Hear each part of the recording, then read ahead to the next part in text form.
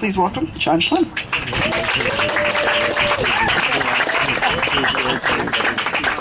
And I want to add just a quick announcement that we do have his two of his cookbooks for sale at the front, but we're going to bring them over here where it's a little bit cooler in the shade. So we're going to have book signings and sales right after his talk under the tent here. So this is what the grilling style is like. Well, first of all, Deb, thanks for that amazing introduction. I'm going to have to take you out on the road with me. I think we'd be a good duo out there. Yeah. And I am so thrilled to be Paul Shapiro's follow-up act. I'm such a huge admirer of his and all the important work that he is doing. So I am one of your biggest fans, that is for sure. And thank you so much to Rehoboth and to Compassion Over Killing for doing this great event. And it was such an honor to be invited to your very first one, and may there be many, many more.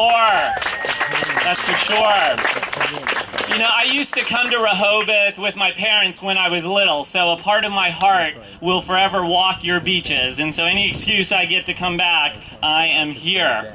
You know, I think like most of you who are vegetarian and vegan, we always get the question, when was the moment you decided you were going to become vegan or vegetarian?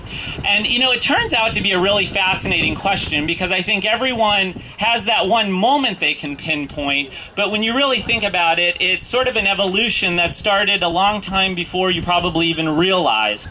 For me, when I thought about that, I thought back to my childhood. And as you heard in the introduction, when I was younger, my dad ran a meat processing business, particularly during hunting season, which is in December. Well, actually, it's always a hunting season where I'm from. I'm from Western PA, and it's always either turkey season or small game season or archery season or muzzle loader season. I don't even know what a muzzle loader is.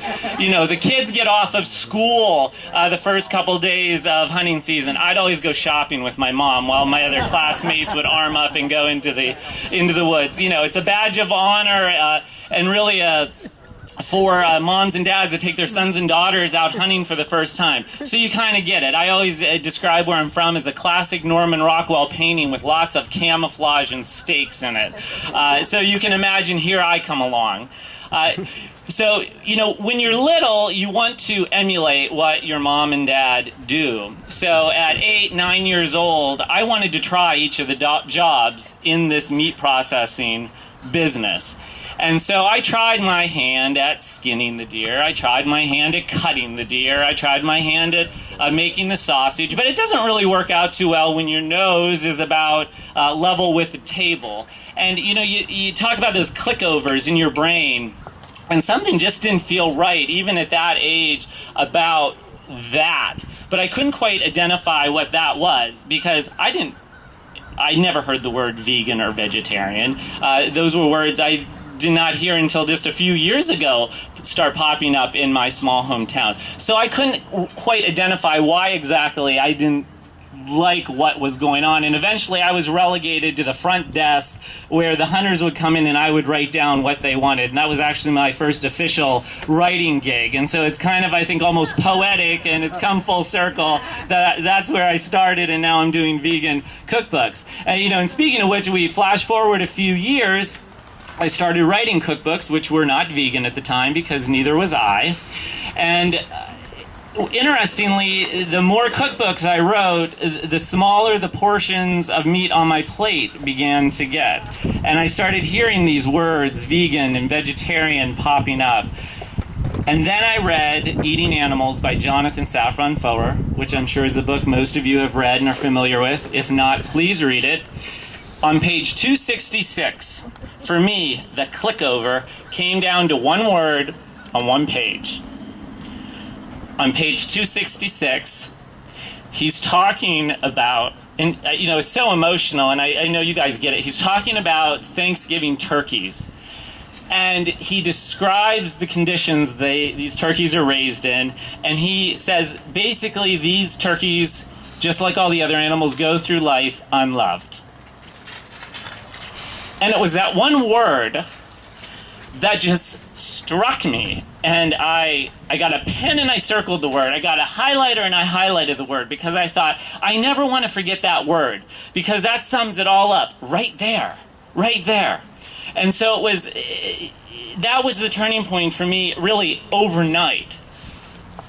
it was that moment, coupled with my younger years spent in the meat processing business, that landed me shortly thereafter on the Ellen DeGeneres show. She was taken by that story, and I was on there with Jonathan. And that's actually where I publicly came out as a vegan, as a veggie-loving kind of guy.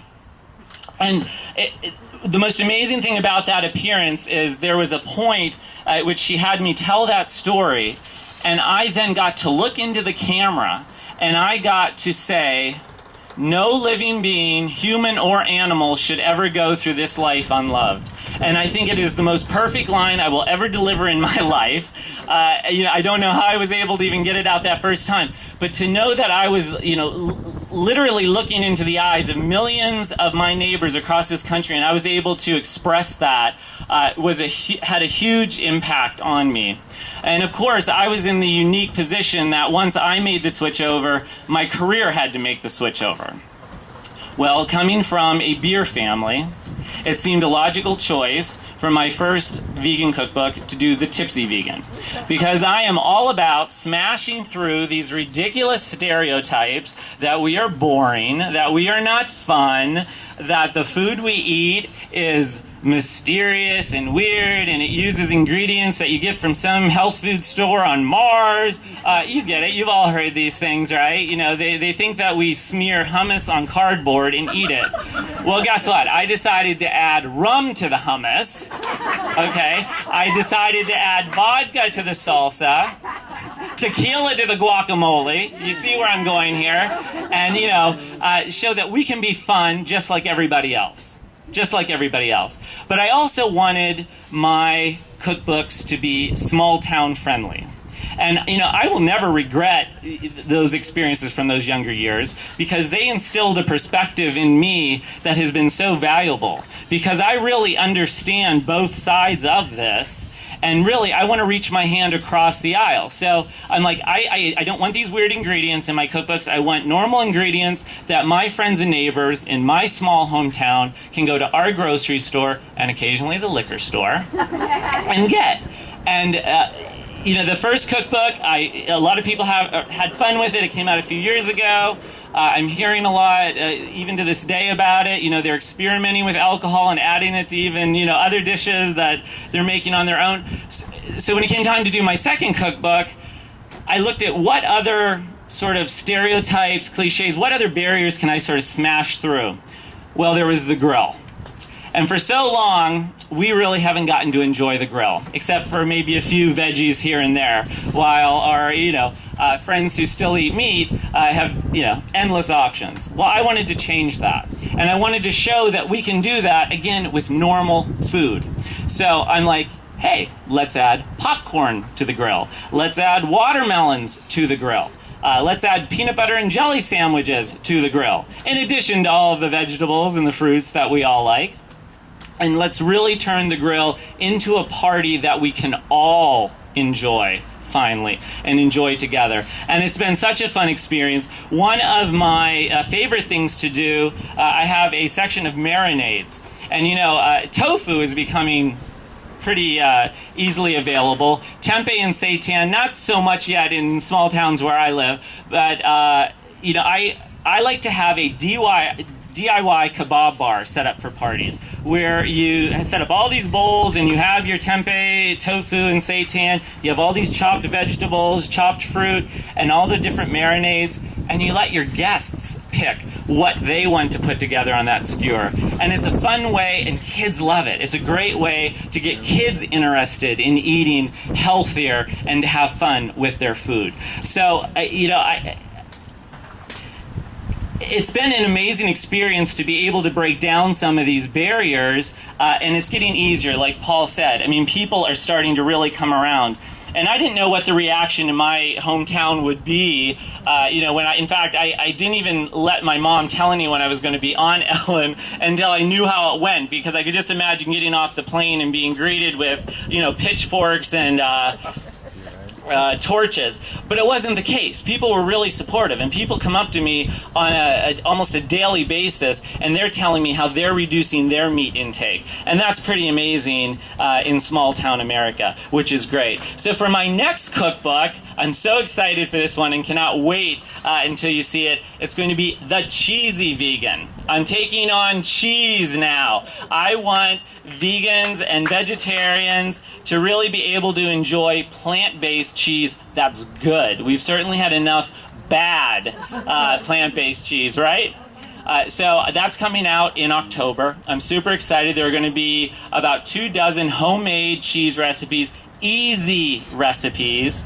I know others have certainly turned plant-based cheese into an art form. Well, I want to bring it home to Main Street so the rest of us can make it and easily enjoy it. And there will be about 100 or so just food dishes that you can then use that cheese in. And so I'm super excited about that. Can't wait for you all to get to enjoy that as well.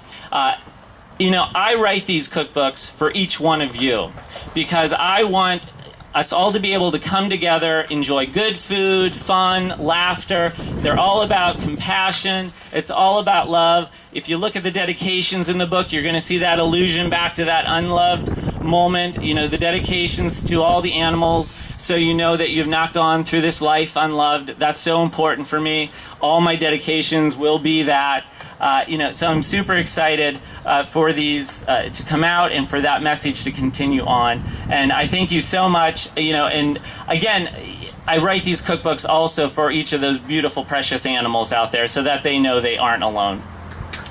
Thank you so much. I think we have some time for some questions. If anyone has any questions, yes. What's your favorite thing to make? That's like asking someone who their favorite kid is, and sometimes they actually will tell you, and maybe with good reason. I actually love the tattooed watermelon salad because it's one of those strange things that people just, what, watermelon on a grill? It's super easy. You just put a little olive oil on, maybe sprinkle some smoked paprika, and just put it over some arugula with maybe a simple balsamic dressing. Easy, easy, easy. So you just grill the watermelon in cubes, or how do you grill it? Just in slices. Yeah, in slices, or you could put it on a skewer in cubes. You have to be careful because since it's a lot of water, it heats up really fast. And it starts, spitting back at you. But it's so good.